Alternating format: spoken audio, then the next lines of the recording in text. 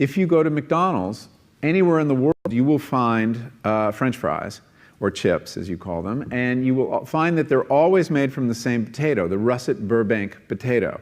This is a potato from America that's unusually long and difficult to grow, but that's what they want, because when you're McDonald's, you like those red boxes with a little bouquet of very long chips.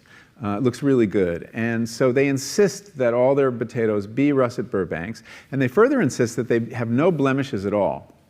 There's a very common defect of russet Burbank potatoes called net necrosis. And you've seen potatoes with a little brown line sometimes, or spots that come through it. Well, McDonald's won't buy them if your potatoes have that. And the only way to eliminate that is to eliminate an aphid. And the only way to do that is with a pesticide called Monitor that is so toxic that the farmers who grow these potatoes in Idaho won't venture outside into their fields for 5 days after they spray.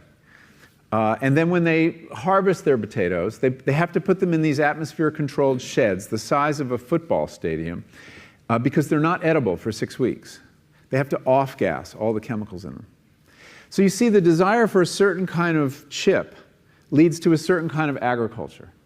But the other thing on the health side, when I started learning about nutrition, about which, by the way, much less is known than you might think, that the scientific understanding of nutrition is still very primitive. But I learned that what mattered most about one's health was not necessarily the nutrients, good or bad, that you were consuming or staying away from, or even the calorie counts. But what predicted a healthy diet more than anything else is the fact that it was being cooked by a human being and not a corporation. Corporations cook very differently than people do. They use vast amounts of salt, fat, and sugar, much more than you would ever use in your own cooking. And the reason they do that is those are 3 incredibly attractive and incredibly cheap ingredients. And when they're layered properly, as in a chip or various pastries and forms of junk food, they're incredibly addictive. And in fact, people in the industry, they don't talk about addiction in the food industry, even though they traffic in addiction. They talk about craveability. It's the same thing. And snackability is another term they use, which is a lovely word.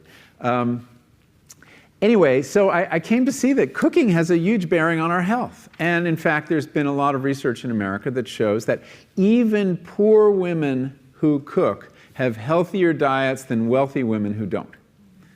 So you see, the usual class bias in the quality of diet is overtaken by this fact, this key fact. Who's cooking your food?